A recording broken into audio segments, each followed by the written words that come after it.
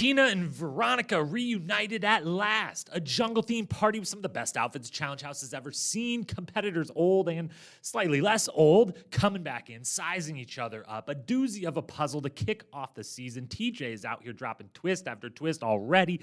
And a Challenge historian favorite goes out first. My heart is already breaking.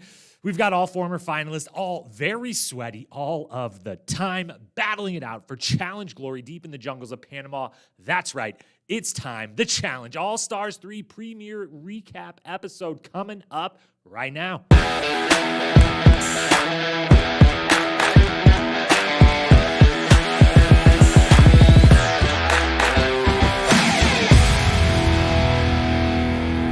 What up, my fellow Challenge lovers? Welcome to The Challenge Historian, where we dive deep into all things the Challenge, past, present, or future. If it's happening in the Challenge universe, then we are here to document it. I am your host and dedicated Challenge historian, Jacob Hollabaugh. Thank you so very, very much for being here with me today.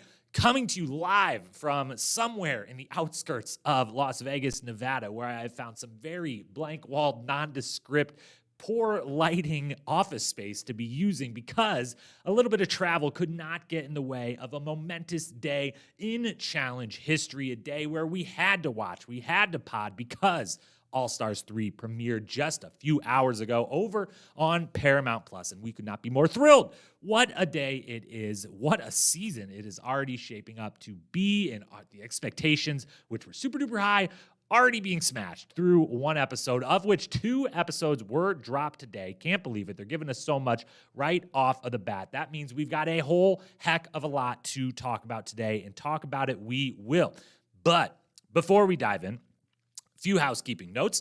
The first of which relates to the fact that those 2 episodes were dropped today, episode 1 and 2, full-length episodes today, Paramount Plus, May 11th, wherever you are, you could be watching them. If you're listening to this podcast and you have not yet watched the first episode, it's very generous of you, very kind of you, but I think you've got those 2 things backwards. So maybe watch, then come back and listen. But 2 episodes were dropped. We are only talking about 1 today. We've got to give each episode its own space, its own room. Got to give you all your feelings and reactions to every single episode. We're not mashing them together. So today, episode 1.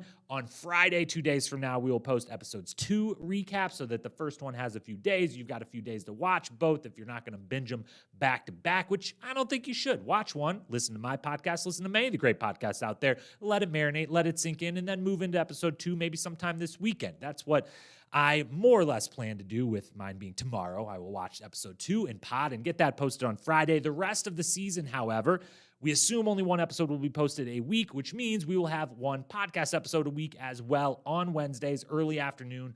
I'll watch in the morning, pod in the afternoon, post as soon as it is done, which means whenever you find time to watch this glorious, glorious program that we have in front of us, the podcast recap will be there waiting for you when you are done. Now, on the off chance that Paramount decides 2 episodes a week is a great idea and they continue to do that, which I don't think is the plan, but just in case they do, were that to happen, we will keep the Wednesday, Friday, 2 episodes, each episode getting its own recap. But I think it's just going to be 1 a week from here on out, which means 1 podcast recap Wednesday afternoon.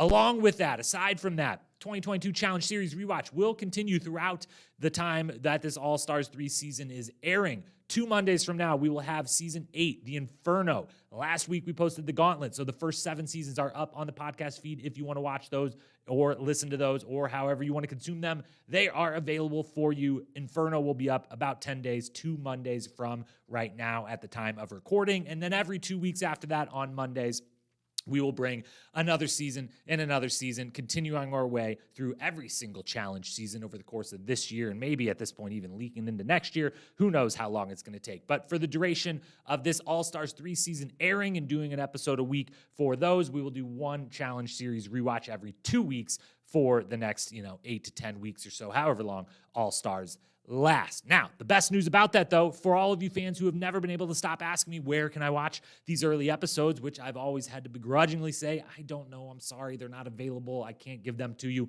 I'm sorry. Well, guess what? Today's your lucky day, because as of the time of this recording, which may change, sometimes they get put up and then pulled down just as quickly, but season 7, 8, and 9 of the Challenge at the moment are available to watch on dailymotion.com. You can check them out there. You just got to search for the right combination of words, and you will find those episodes up there. So if you want to watch along with Season 7, listen to that pod that was posted last week, or Season 8, which is coming up, or 9, and then any of the ones after that are on Paramount, you can now follow along. So go get you some, watch along, listen along. Thank you for all the support for the series rewatch that we've got so far.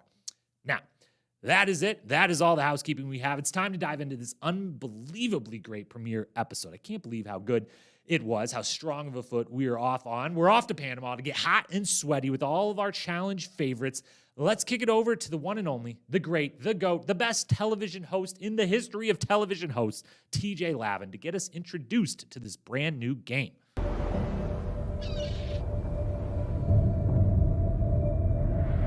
In this game, it is the ultimate test. I know what's in store for me. Hell. The challenge final. I live for the finals. I want it more than ever. Where the most cunning I did what I did. I stand by it. and cutthroat competitors in the game push themselves beyond all human limits for their shot at challenge glory. Now, I've gathered you all here for a reason. For the first time in challenge history, only those who have qualified for a final have been invited. This game's about to get messy. I have never seen such savage competitors, ever. We have some monsters. I want us to fucking dominate. I've come here to defend my crown. I've upped the ante. This will be your biggest competition yet. I think that this is the greatest game that has ever been invented. No one sane does this stuff. No one.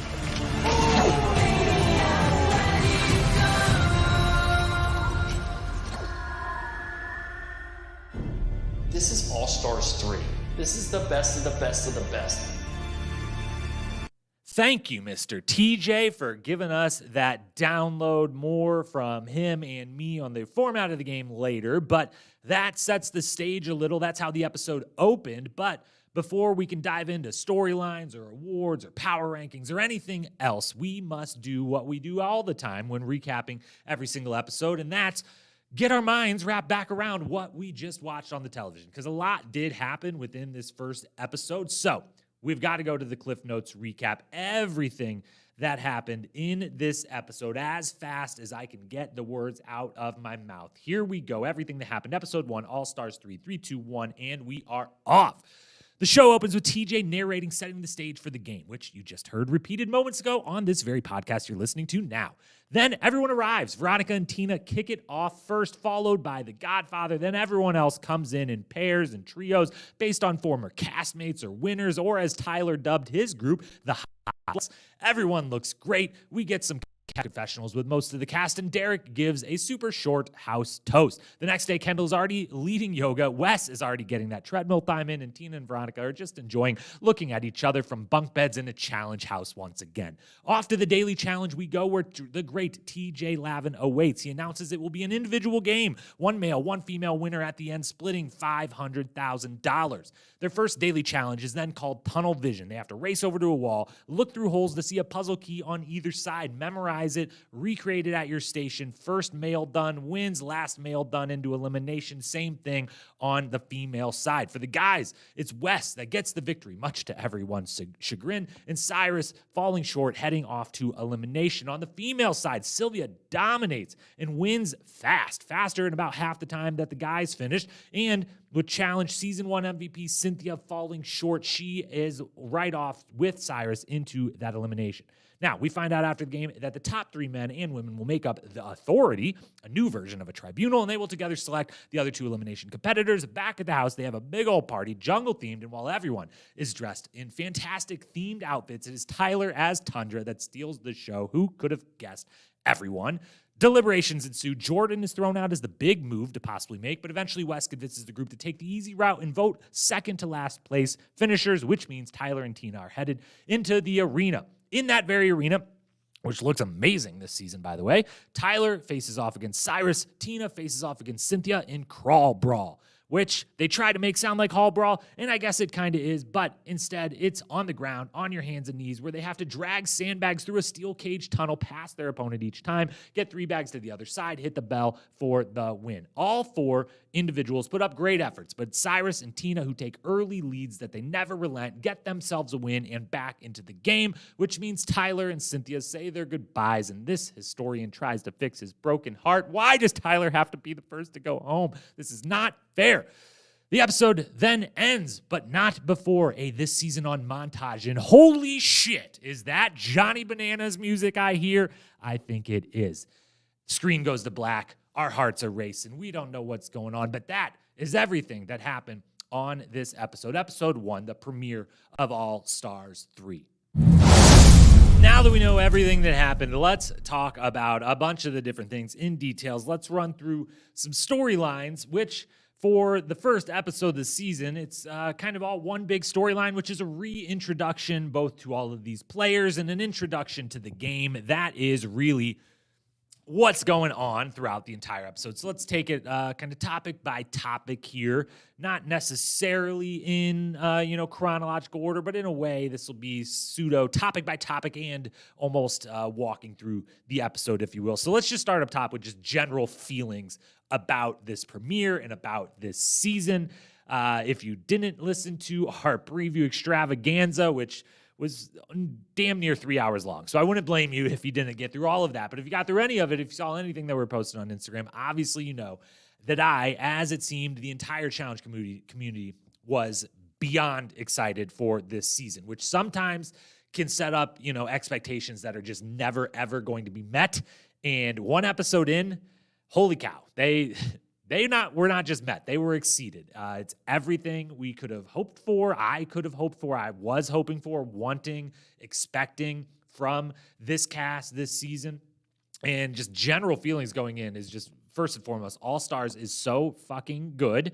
It is just, it's the absolute best case version of the challenge. And, we could kind of just say that matter-of-factly now that we're on to a 3rd season.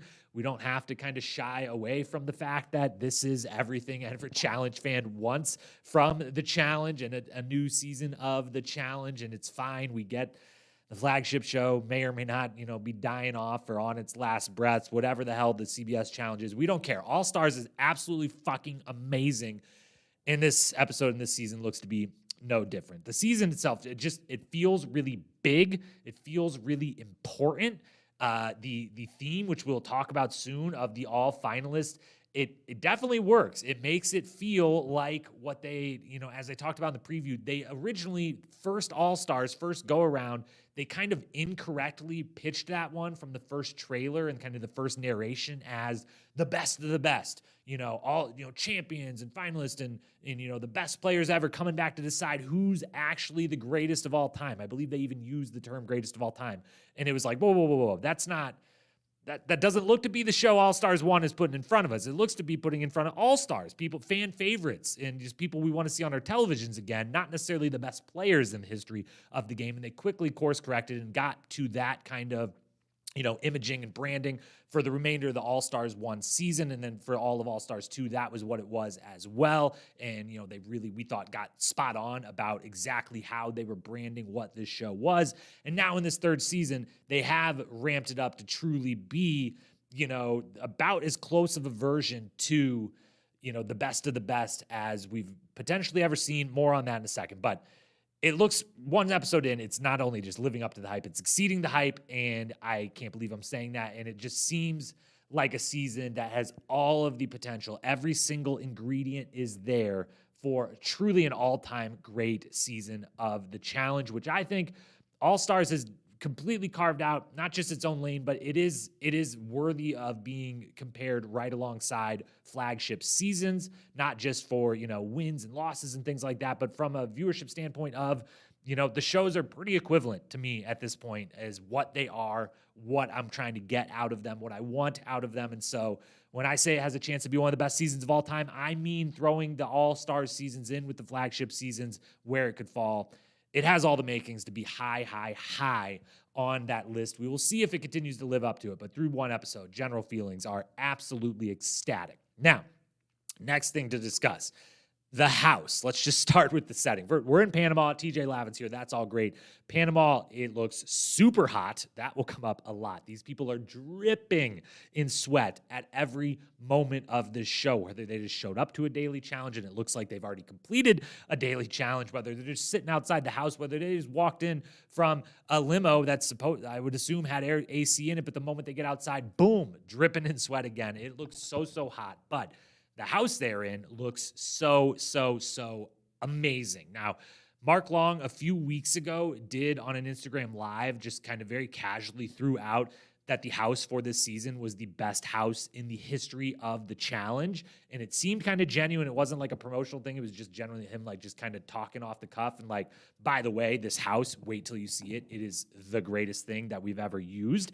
And there's been some amazing houses in challenge history. We're only through one episode. We've only got some glimpses of all the parts of this house. But so far, he may have been correct. This thing is unbelievable. 3 stories, big old yard space to one side, an infinity pool on the second story, a T-shaped pool going out from the house on the first story. You can go all the way down right to the beach and the ocean. The view from the 20-foot high ceilinged and a windowed walled gym goes right out to the ocean. There's a pool bar, and next to the pool bar, it looks like you can go down below, not only below like the whole first level where there's some kind of secret space that may or may not just be for production. Maybe the cast isn't allowed down there, but if they are, some amazing little secret spots where you could go have, your secret strategy sessions. Maybe if Nehemiah seemingly gets his way, a little secret hookup here or there, who knows? But this house has everything, including, obviously, bunk beds for everyone to sleep in. That's never going to change, but let's just hope the thing has air conditioning because, gosh darn, does it look so hot there all the time. Hopefully that pool is nice and icy cold to relax and chill off in, but the house so far has lived up to everything, and here's the hoping. It does have some nice secret areas. It seems plenty big enough no matter what to be able to find spaces to get away from people, to talk strategy, talk game, whatever you need to have happen, talk romance, whatever it is. But hopefully they're able to use all of the space and really take advantage of what seems to be an unbelievably great challenge house. Onto the theme and the format we touched on a little before. Let's dive further into it now. That would be the all finalist season. Yes, with a couple asterisks. Naya made a final, didn't actually compete in it. Cynthia, do you want to count season 1 as a final or not? She, in fact, herself came out on a podcast this week on the great Mike Lewis podcast and said she doesn't necessarily consider it a win or a final or even like a challenge season, but they do. That's why they're there. To me, those asterisks don't really matter. Those two both very worthy competitors, deserving of being in this field, and it does have that gravitas and that feeling of it's all finalists here. It's half the people or more have won. A lot of them have won multiple times. There's a lot of titles and money floating around in that room. And it again, as we said before, it kind of feels bigger, more important. And you could tell that the group feels so stacked, and they can tell walking in the room that feel-good atmosphere of All-Stars is clearly still there. There's plenty of partying and dancing and everything going on the first couple of days. We'll talk about that in a moment. But you could tell everyone in the room is like, holy cow, like, that person's here, I got to beat that person. Where's a layup? Where's anyone I'm confident I'm going to beat in this game and anything? There isn't any. And they're all saying that. They're all looking around at the same time, thinking the same thing, that this thing is absolutely stacked and going to be one of the hardest seasons that there's ever been to come out of it and win. And that's great. That's something that not a lot of seasons have been able to ever fully capture. There's a couple peaks where it really, really happened, but usually with kind of a small group. This one, it feels like it's maybe, the most fierce cast we've ever had. I haven't run the actual numbers on that, but throughout the season, we'll kind of try to run the numbers on that and figure out where does this cast stack up versus the best we've ever seen. It should be said, as we touched on a little bit during previewing the season, that the male side is just truly insane, and the female side maybe isn't quite on that level, which is as much, to do with the history of the show and producing and cast and whatnot, being, how many time champions we have on the female side versus male side, a bunch of stuff that isn't actually the fault or, the result of anyone other than kind of the production side and the marketing side and the show's history, essentially. But obviously this guy's cast, the whole cast, the female cast is stacked, a lot of great competitors. But if you just zero in on the male half, like this is just an all-out bloodbath. Like I have no idea who is, even not on, the top level. In the preview, we said Wes and Jordan were kind of above everyone, which I still feel that way, but they're above everyone in that, like, they're kind of in like A+ category and everyone else is in A. Everyone looks to be in fantastic shape. Everyone's motivated to come in and get a win and assert themselves. Everyone's kind of got a tie or two in the house that has an alliance, and it is just absolutely unbelievably stacked. And it's just going to be insane to watch both the eliminations on both sides, how the entire game unfolds in general, but especially the male side, the eliminations are just going to be really, really wild. On the flip side, the female side, I feel like the social, like the politics and the alliances and where that could go is going to be a little more wide open. The male side seems like there's some more obvious coming in ties and more obvious already being made. Like, this person's my boy. This person's my boy. I like everyone, but this is my number one. On the female side, it's a little bit more open. And so it seems like everything, every part, every facet of the game is going to be fantastic all the way through. Certainly is that way to start. The format of this game, thankfully, it is individual. That was what we were hoping for. Whether that means every daily challenge will be fully individual or not, hoping that they pair up occasionally just so we can see some kind of iconic nostalgia-laden duos like a Veronica and Yes come back together. We will see. But it's an individual season. One male, one female will win their share of $500,000 at the end. Love that. All for that. That's what we want to see. There is a 6-person authority, aka tribunal.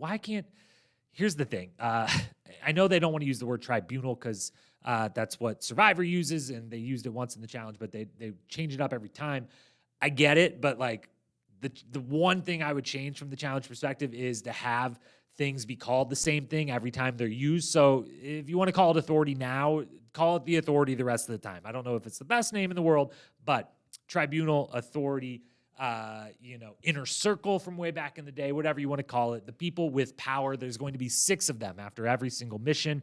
The not only single winners, but the top 3 male, top 3 female make up this authority. Those people vote one person from the rest of the house, male and one female, into the elimination to go against the last place finishers in the daily challenge.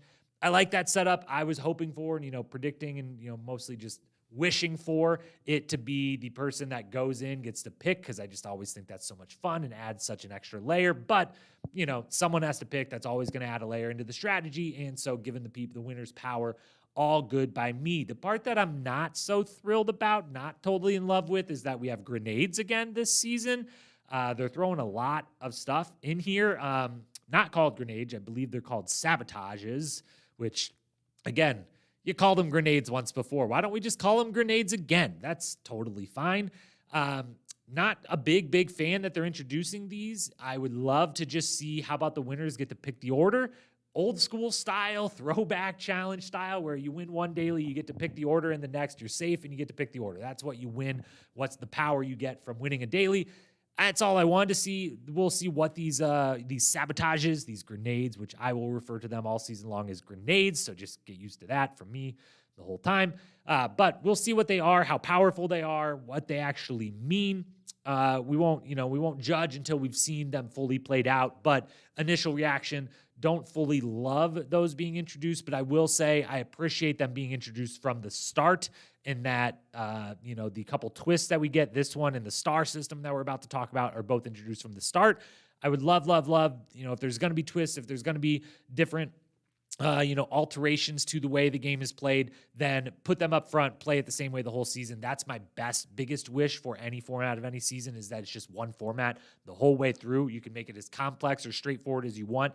Just do it from the start. And so they are doing it from the start. It seems like we'll see if this means that there's going to be a bunch of twists throughout, but so far, the grenades, not super a fan of. The star system that is introduced at the end, TJ, after the eliminations, announces, look at your guys' jerseys, there's a star on it. Well, guess what? If you beat someone in an elimination, you steal their stars. Cyrus and Tina are now going to have 2 stars on their jerseys next time they put them on. He does not say what they are for, other than they will bring you power at some point in the game. Now, at first glance, this felt like a Red Skull situation where you've got to earn your skull. Thankfully, he did not announce that it is you have to win an elimination to go, especially in a truncated, shortened All-Stars season where there's not as many eliminations. That would very much turn into just everyone gets their one shot and there's not a lot of drama of who goes in when or whatnot. So I'm glad that's not a skull twist, but we will see what the stars mean.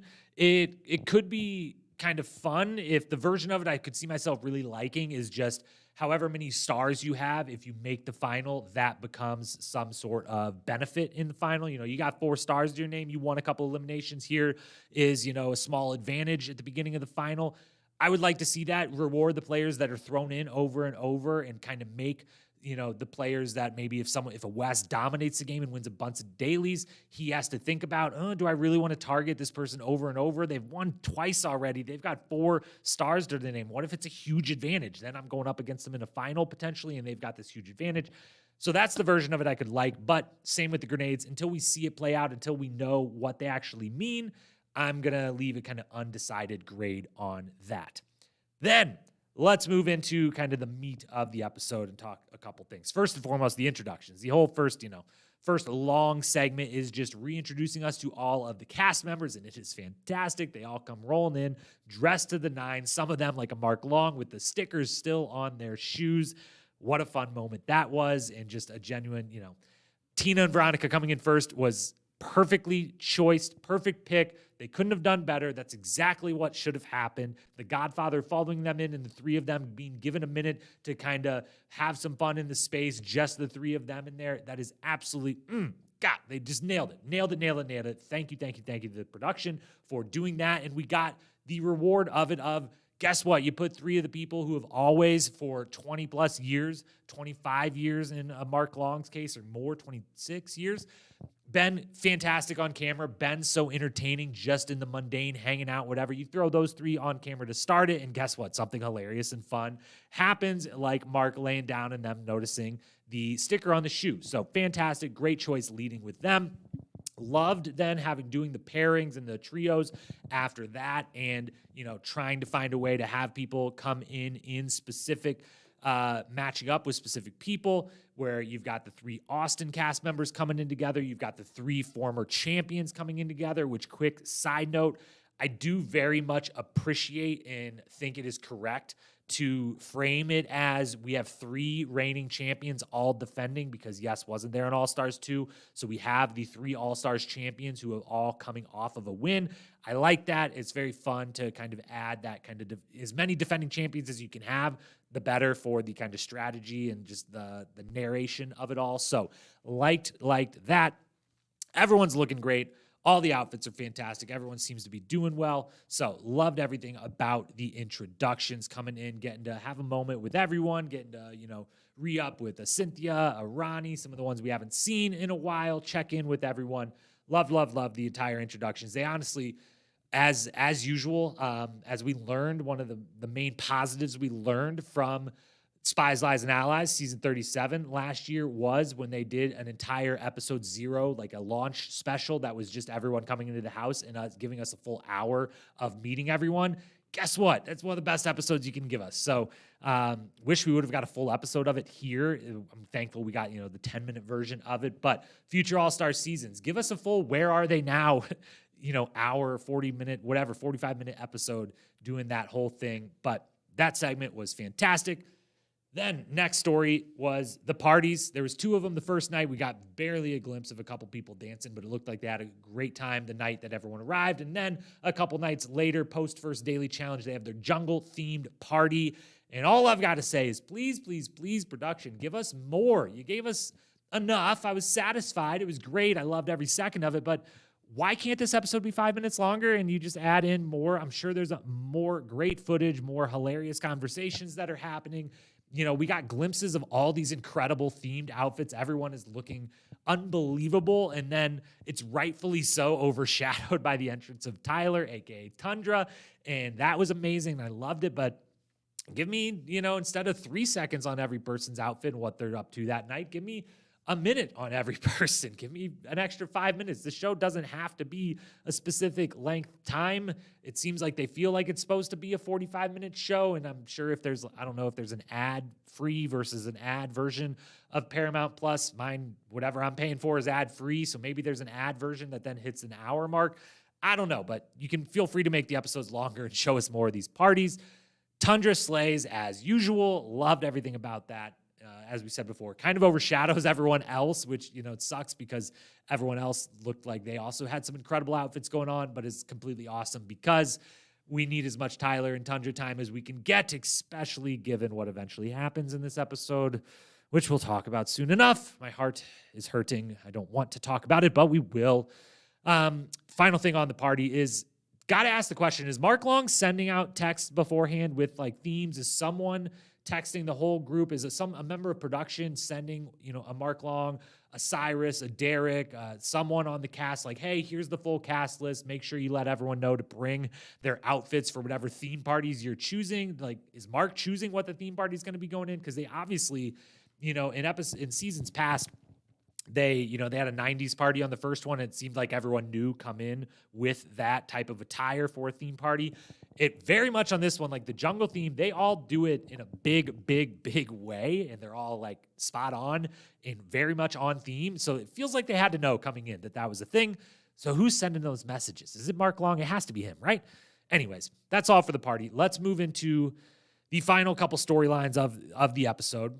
The one big storyline we'll get to in a moment, the true story, if you will, of the episode. But first, let's talk about the daily and the elimination. Give them some space here.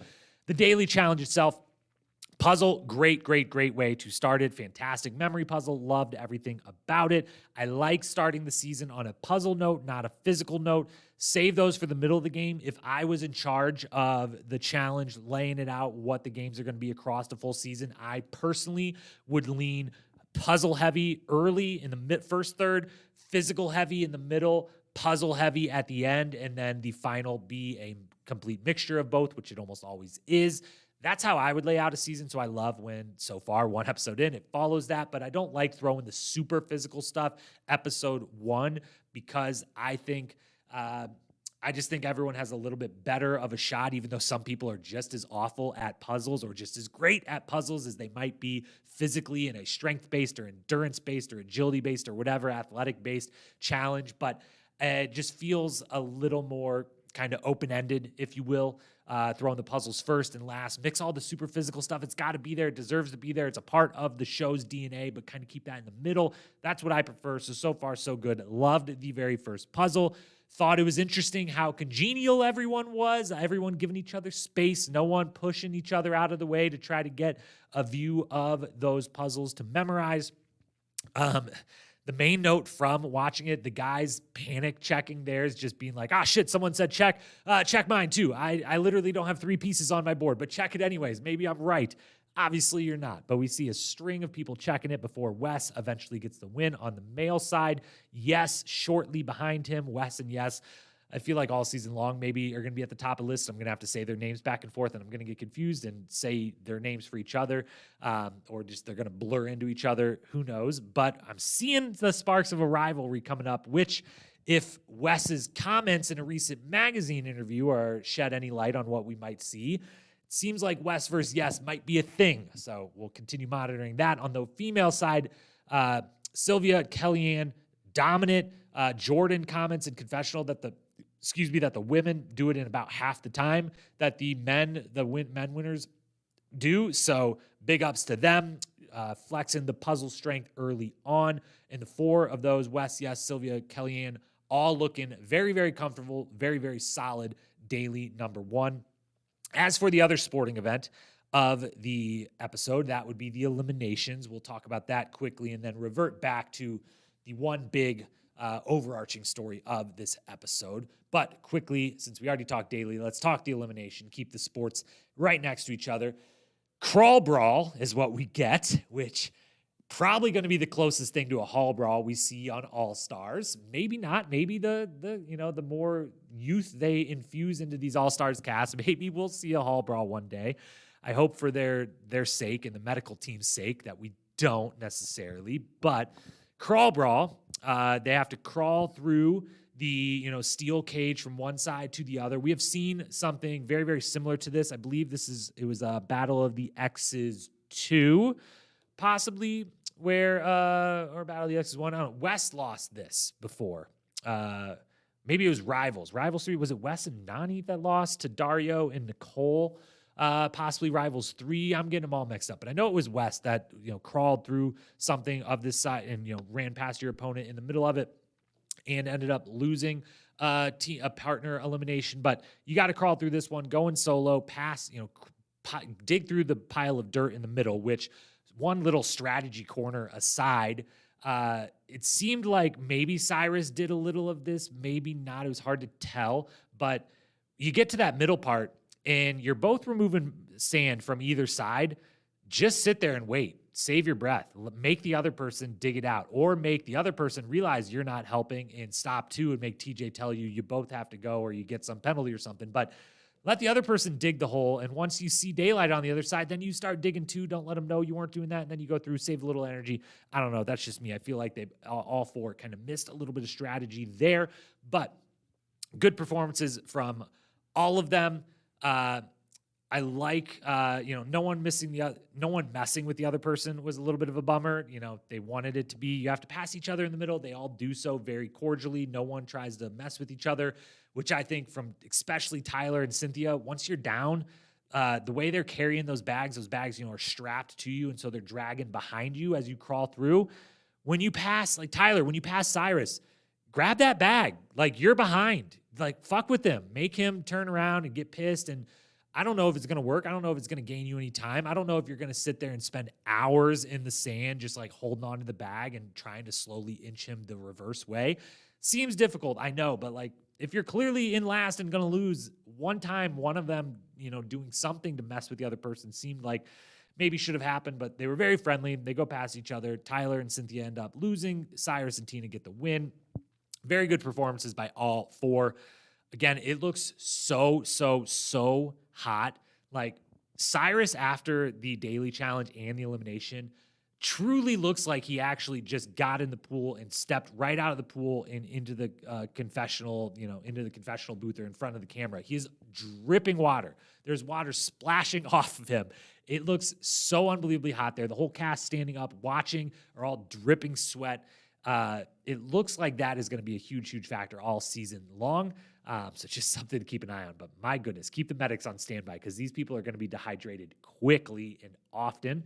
Cyrus and Tina win. Happy for them. Tyler and Cynthia lose. Heartbroken for Cynthia. The season 1 challenge, season 1, first ever MVP of a season, Cynthia. It was so wonderful to have her back. We don't want to see anyone go home first. I would love to see her get even more screen time. It seemed like nothing's changed. She's still the wonderful person that she is with the big personality, the awesome personality that shows through on the camera. So we got a little of it. Sad to see her go, but super sad here at Challenge Historian HQ to see Tyler go, one of our absolute all-time favorites, one of the people we were most looking forward to seeing last season when he came back, same on this season, and now he's going home early as possible. And that's a big bummer. That's a big loss for the show, even with the stacked cast of all amazing personalities and people.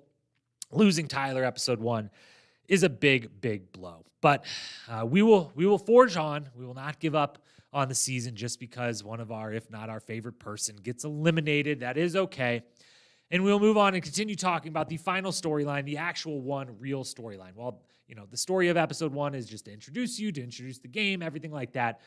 The real story of episode 1, we've been burying the lead because the real story of episode 1 is Wes. It's all about Wes. This season seems like it may very well be all about Wes. He is the star.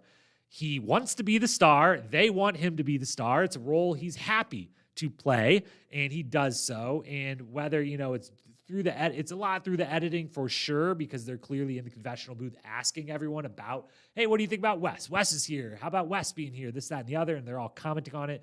We get, 2 different montages of, Wes in the center and a bunch of people talking around him in confessionals. Him on the, right when he comes in, we get 7 different people give their comment about, oh, here's Rumpelstiltskin, Darrell says, or here's car salesman Wes that Jemmy says, or whatever. We get him on the treadmill later on with all these flashbacks to CT, Bananas, Jordan, whoever yelling at him talking himself up. He's treated as the star.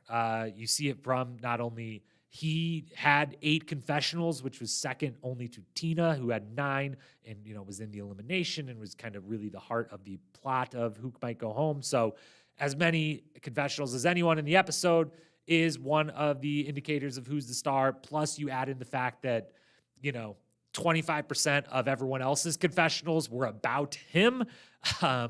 He's the star. He wants to be, he is, they are making him out to be, and that's fine. He's happy to play that part. And the interesting thing, in the testament to how good Wes is at television at this point and at the challenge at this point is, he is clearly playing a character and a part. It is 100% clear when he walks in. He's coming in, he's like, I am cocky, manipulative, over the top. I'm going to kick everyone's ass, Wes. That's who I am in this house. That's who I'm going to be. And it is a character. You can tell it is, it's a version of himself, but it's a character. You can tell that. But the thing that he's able to pull off that I feel like is so difficult and that so few people could pull off is it's an authentic character. And it feels genuine. It feels authentic, even if in the moment, this is not 100% who he genuinely is.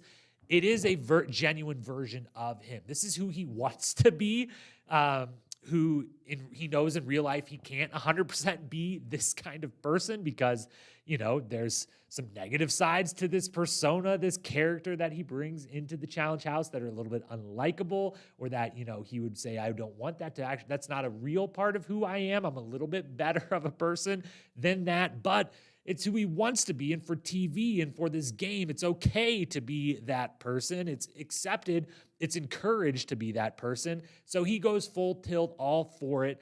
And it feels genuine.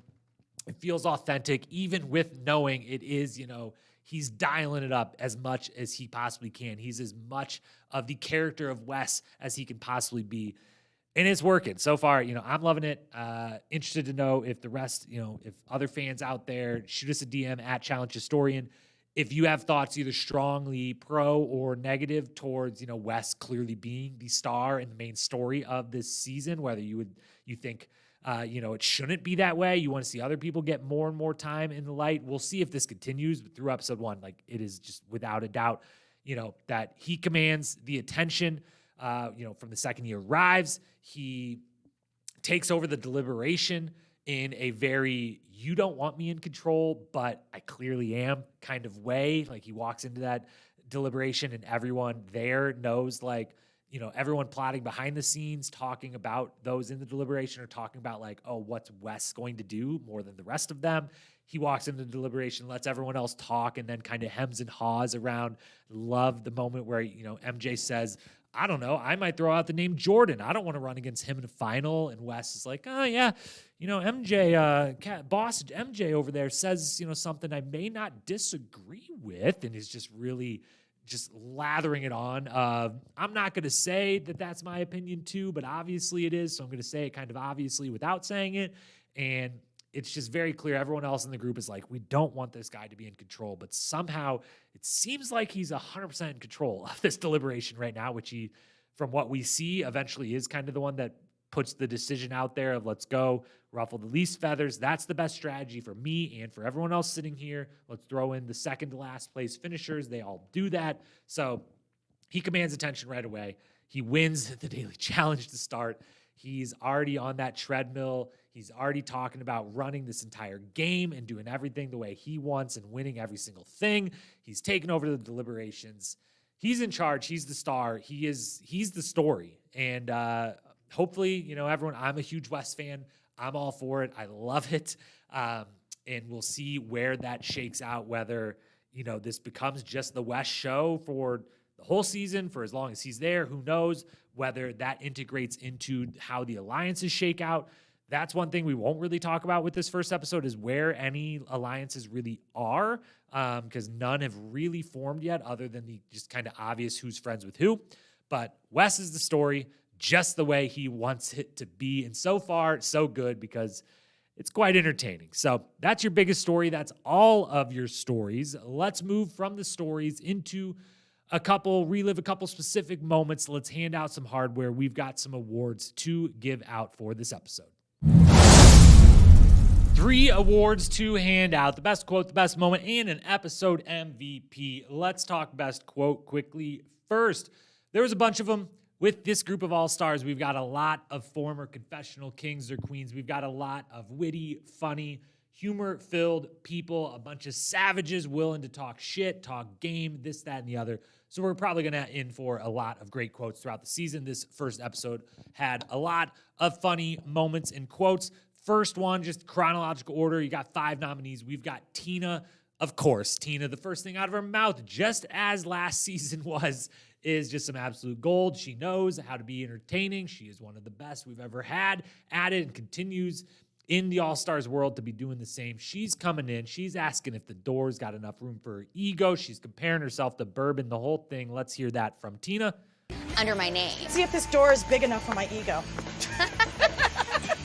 People describe me as loud. I can be difficult. Kind of like a glass of bourbon, where at first it has a bite and you're like, but I'm nicer than they expect. Here's to us. To us, you ready to do this? I'm ready. Let's do it. Cheers. I'm happy you're here. I'm happy you're here. I love you. Love you too. Second nominee then is the montage of everyone talking shade about Wes being in the house. I very much enjoyed all of the different little quick snippets and quotes about who Wes is and him entering the house. So let's just hear that from all the different people that took part. It's been a while. Oh no, I see Wes. I have such a complicated relationship with Wes. Good old Wes, Rumpelstiltskin, here we go again. He is known not to be trustworthy. The wicked West of the West. He's basically a used car salesman. Scammy, scammy, scammy. Third nominee is then Cyrus, who is coming in looking good. As we talked about on the preview, he is not only coming into this season, but has continued afterwards, just absolutely getting shredded, putting forward an insane amount of work in the gym and out there running and biking and everything else. If you need some fitness motivation in your life, there are not many better accounts to be following right now than Cyrus on Instagram. So do that. He's coming in looking lighter. And as he comments after or before, I believe it was right before the daily challenge, he is down 40 pounds since the last time we saw him. It is the gun show. They ain't maybe the biggest guns, but let's hear him explain that new physique and how he's coming in, what his mentality is. Hear that from Cyrus. When it comes to puzzles, I'm so-so. When it comes to colors, just a little colorblind, but we're gonna be all right. I'm here to show what I got. I'm fitter, I'm 40 pounds lighter. It is the gun show. They ain't big guns though, little 22s. But they'll heal you, hit you in the right spot, you dig? That's what I'm here to do. Then we've got Kayla talking a little smack about the age. The first one to drop, I'm younger, they're older, and to drop a little shade because of that. So here is her explaining why she thinks she'll do well at this memory puzzle compared to her older competitors. I mean, I definitely think that it would be a little bit embarrassing if I lost this one, especially because I think this one's gonna have a lot to do with eyesight, and I have better eyes than most of these ladies because they're much older than me. And I don't know if they brought their readers today. Finally, fifth nominee is Wes. Of course, Wes, with as much screen time and as much talking as he did this episode, was going to find his way into the best quote category. He is given a grenade. He thinks others would not want to say anyone's name, but it turns out that's exactly what he wants to do. Let's hear him on that. As if I didn't have enough power. TJ gives me something called a sabotage. And everyone's like, oh my God, there's gonna be so much responsibility. You've gotta say someone's name. Shut the fuck up. I'll say all the names. I love saying names. All right, you have 20. That is your 5 nominees, and while they're all great, I'm going to have to go ahead and give it to Tina. She not only wins the elimination at the end, but she gets the best quote of episode 1. Big Bourbon fan over here, so I really appreciated that analogy she made, and just the fact that she leads off the whole thing. Pressure spot, being the first to walk into the house, the first on camera, and she nails it. Nails the best quote of the whole episode. Hats off to her.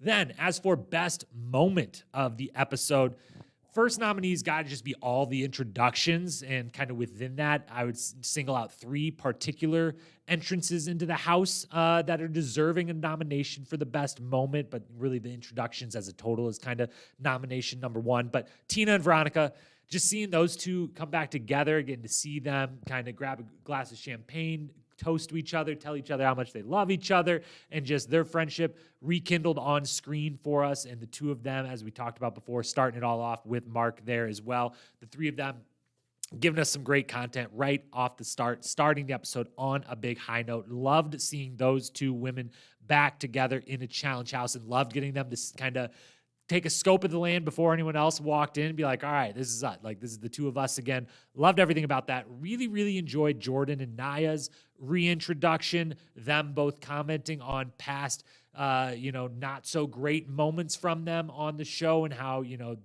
how they feel about those former moments on the show they've had, where they are in their lives now, where they are as friends now, and maybe are they a couple?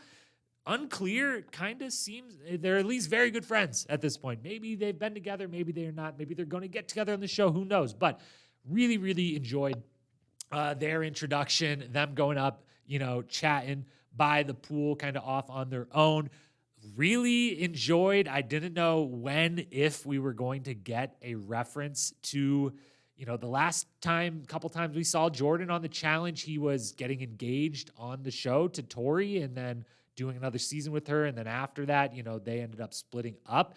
Didn't know how much that was going to be referenced, given the fact that, Jordan has come out and explicitly said the reason he doesn't necessarily want to do the flagship is because he doesn't want to do another season with Tori on there, because he thinks the editing would be unfair to both of them, which very likely definitely would have been if they would have both been on a season right away. Probably even however far down the road it is. So I totally get that. And he's like, look, they keep casting her. They should. She's great. She can do that.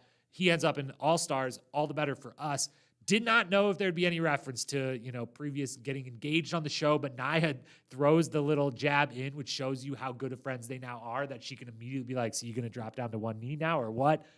Thought that was very subtly hilarious and an interesting growth moment that Jordan totally is like, yeah, of course I am, and laughs it off. Very funny stuff. Kayla walking into the pool is the other moment from the introduction, should be singled out. Just hilarious. And totally, she will not be the last person to accidentally walk into the pool. The steps leading from the front of the house down into the yard/pool. The T of the pool is the middle of the steps and has steps down into it. I doubt she will be the last, but it was very, very funny. The first and maybe only time that it happens. So the introductions are nominees number 1 for best moment. Nominee number 2, obviously, the jungle party again. Why can't we have 5 more minutes of television? Why can't we see more of this? But everything we did get to see, Tundra's entrance, everyone's outfits, the dancing, and then even the little strategy sessions that were going on in little pairings here and there, all great. And then the third and final nominee for the best moment of the episode. Usually it's hard to come by an episode where the deliberation gets nominated for the best moment, and you would not expect that to be from episode 1, but I really enjoyed and found very entertaining and interesting the deliberation and who was talking, how they were interacting with each other, where who was putting a little bit of their cards on the table, a little bit of their strategy idea on the table, and who was not. And just, it seemed to be table setting a lot of stuff to come in this season. So I loved every single thing about it. So those are your 3 nominees for the best moment of the episode. But of course, obviously, the answer to this is the jungle party. It's always the parties when it's an all-stars house. So that's the best moment of the episode. And we'll give that specifically. We'll allow Tyler and or Tundra to accept that award on the entire house's behalf, but definitely doing the most work, the most legwork there during that jungle party. Then, of course, the big award, the episode MVP. There's 4 nominees for this. The first one, we'll go in order, kind of reverse order, leading all the way up to the obvious winner of the episode MVP. But getting votes on the ballot, Tyler, of course, our favorite. So sad that he's going home, but he gave us a lot in first episode. Wonderful confessionals, dominating the theme party as Tundra, performing admirably in the elimination. Just a bummer that puzzle more or less got the best of him. That shouldn't have maybe been so nice. He was one of the ones at the beginning of the puzzle that was, very much being nice. Like, I'll wait my turn to see. Very sad to see him go, and, hope he's back yet again for a future season and gets all the way to the end. The more Tyler, the better. We say it every single time. It'll be very sad not to have him, but a great performance for the single episode he was here. Then we got Cyrus, great elimination win. Some good quotes throughout, coming in looking fresh as always. The OG slimmed down, shredded up, having a lot of good moments throughout the episode. Definitely gets some votes for episode MVP, as does Tina, the other elimination winner. On the back of an elimination win, starting off the season just as she started off All-Stars 2, getting that, that upfront spot to carry the open of the episode, does fantastically, has the best quote, everything we talked about. Tina, an absolutely awesome performance, nominated for episode MVP, but Tyler, Cyrus, Tina, they cannot win because Wes is obviously the episode MVP of episode 1. They kind of made that impossible for anyone else to be the episode MVP. He went out of his way to make that impossible for anyone else to be, as we just talked about at length. He is the star of this episode. He very well may be the overwhelming star of the season. We will see if that plays out. But so far, he certainly was the MVP of episode 1. While the whole cast, maybe we should give the episode MVP to the production side, the casting side, everyone for being there. But Wes will take home the award for episode 1. Final things to discuss before we get out of here. We've run through the storylines of the episode. We talked, initial feelings. We handed out some awards. Let's do a power ranking, shall we? We will keep these updated throughout the season. And we're going to go into the power rankings. Since we know it to be an individual game, one male, one female winner, we will have one female, one male power rankings. And we're going to keep it to a top 3, just because getting any deeper than that is kind of messy. And with the casts as stacked as they are, it really is just kind of figuring out who we think is leading the pack, because it seems like everyone has a damn good shot in this game. So let's talk female side first. And on the female side, we're going to put Kellyanne, Kayla, Janae as our top 3 in the female power rankings coming out of episode 1. For a plethora of reasons across all 3. It seems like those 3, from a game perspective, both athletically, puzzles, social, political, the whole thing, they're very well-rounded. They're people we had high expectations for coming into the season, and nothing has swayed that after 1 episode. We not only picked Kellyanne to win, but we also are rooting for Kellyanne to win, so love being able to objectively put her at first in the power rankings. I just think she is very much maybe the woman to beat in this season, so that's where she's at in the power rankings, with Kayla and Janae right behind. On the male side, we're going Wes, Derek, and Yes. Now, Wes obviously is, 1 episode in, running the game, got to win, is just as good as a physical competitor and at this game as anyone in this stacked cast. So he gets the number 1 spot, even knowing that, his attempt to completely and utterly dominate the game in every facet of it may very well put a big old target on his back that gets him out. But while he's there, he seems like he's going to be in pole position. He is on our power rankings. He's in first. I'm putting Derek at second because out of all these guys could win. All of them could win a final. They're all in great shape. For the most part, they all seem like they could handle the puzzle stuff, social, political. I have no idea how it's going to shape out on either side, especially on the male side, as far as who's going to get to a final, who could win. But it feels like Derek is going to be one who maybe, if anyone can fly under the radar and isn't necessarily looked at as the huge threat or the huge enemy from an alliance standpoint, feels like he could get that spot. So he's just kind of my placeholder of the few people that I feel like are in that really solid position. He's at number 2, and Yes is at number 3 because I think he won before. I think he can easily win again. I think he's going to get alliances on his side, and I think when this Wes versus Yes thing really takes shape, that maybe more people go to Yes's side than they do Wes's, but either way, it feels like he's in a powerful position early on and is being set up to be one of those big-time players this season. So Wes, Derek, Yes on the male side, Kellyanne, Kayla, and Janae on the female side. That is our power rankings coming out of episode 1. We will continually update them throughout the season as All-Stars 3 goes along. Final thing to do before we head out is predictions. Let's both check in with our preseason predictions, how those are already off to a not great start, and then make a few for the next episode of this season, which we'll be thankfully watching right away since it's already out and available on Paramount+. So preseason predictions, the big one that we've already gotten wrong was we went ahead and tried to predict the first 2 people to go home. We said it'd be Cyrus and Jemmy for literally just drawing out of a hat, no real reason. Cyrus was in the elimination, so it was close, but neither he nor Jemmy went home first, so we were 0 for 2 on that prediction. But over on the finalist and winner side, we predicted the finalists would be Wes, Nehemiah, Brad, Mark, Kellyanne, Kayla, Veronica, Ronnie.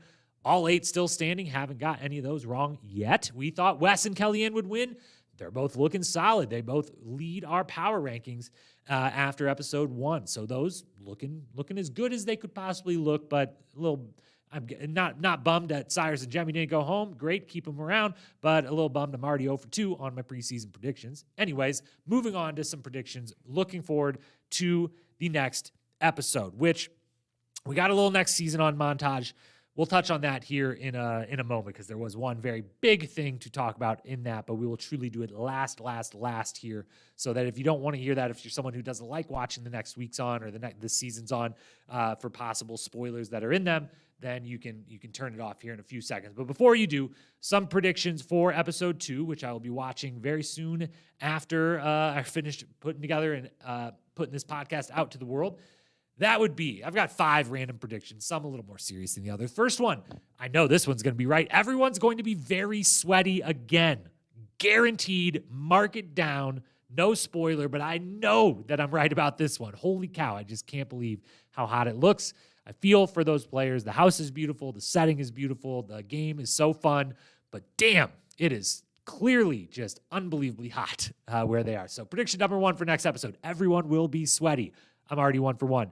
Nehemiah is going to figure out who is single in the house. That is prediction number 2, which I hope comes true. I loved seeing him immediately being like, I'm one of the single guys here. Let's find out who the single ladies are.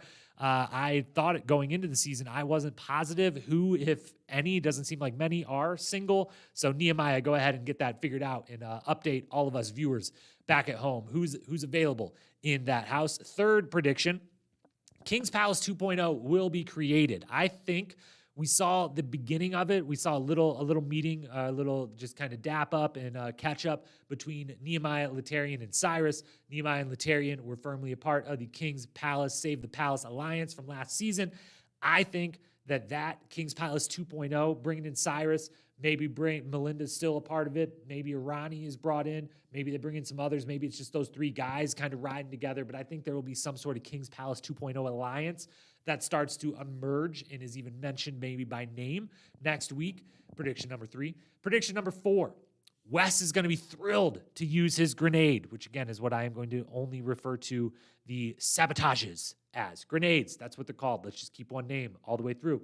Wes will be thrilled to use his grenade. Sylvia will not be enthused about using hers. That's prediction number 4. And prediction number 5, the big, bold one, Jordan will be voted in next week. I think the seeds were already planted that the whole house, the one person they fear the most is Jordan. I think he's going to get thrown in next week right away. I don't know who's going to do that throwing in, but it seems like pretty much everyone on the male side is going to be in agreement of if we decide to take a real shot and not just go diplomatic, worst people or worst finishers go in, then Jordan's going to be the first one that gets a shot thrown at him.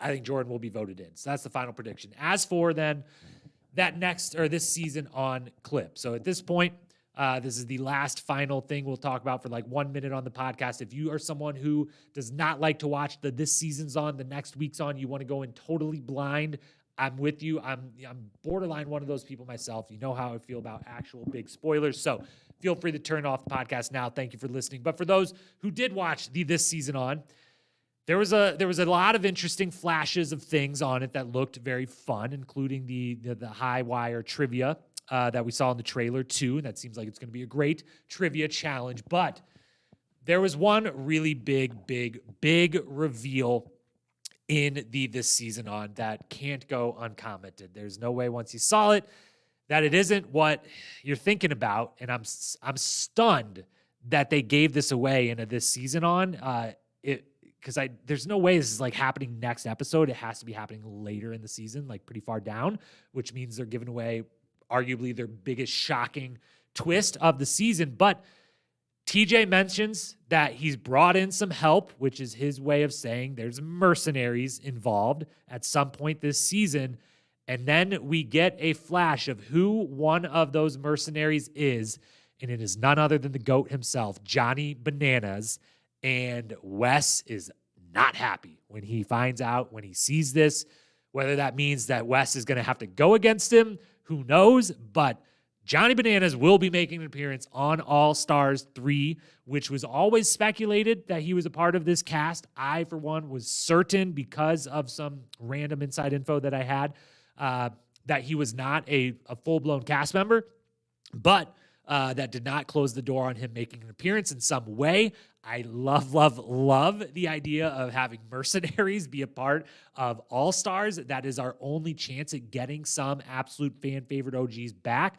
The number one choice for that being The Miz. I want to see The Miz come in, and because of his relentless schedule with the WWE and professional wrestling and all of his television shows and everything else he's doing, there's no way he could ever find the time to do a season of All Stars, but there is maybe the time that he could, do a fly-in, film for 4 hours, fly back out, give him whatever money he needs for the appearance, let him do one elimination versus someone. So that's my dream casting for a mercenary, but it doesn't get much better than bringing in the GOAT. Maybe if it's Bananas and CT, I don't think that's possible based on filming schedules, but if it was, holy shit. Maybe it'll be a Cara, a Laurel, someone on the female side, who knows, but Bananas will make an appearance. It will be epic. It will be amazing. And I actually can't believe that he was willing to do it as a mercenary. Eliminations aren't really his thing.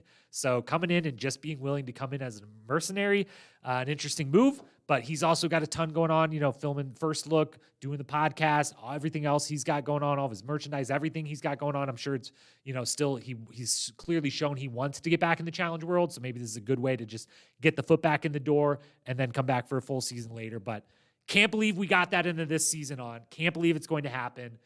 Hoping that it doesn't happen until middle of the season. I hope it's not like episode 2. Who knows? By the time you're listening to this, I will probably have watched episode 2, and maybe Bananas will have already come on our screen and lost an elimination to Wes, and we'll be moving on. Who knows? But can't believe it's here. Can't believe All Stars 3 is here. I'm so thankful to Mark Long, the whole production team behind All Stars, the entire cast for being willing to put their lives on hold to go film this wonderful show for us. First episode in, expectations exceeded, killer season, love everything about it. Thank you so much for being here and listening to this recap episode of the first episode. As we said at the top, we'll be back in 2 days with episode 2, and then every Wednesday after that, Wednesday afternoons, we'll get the episode recaps out. Follow or subscribe wherever you are listening. Follow us at Challenge Historian on Instagram for more content, including a bunch of content about those OG seasons. Inferno season recap pod 2 Mondays from now coming at you. Thank you so much for being here. It has been an absolute pleasure. Until next time, peace.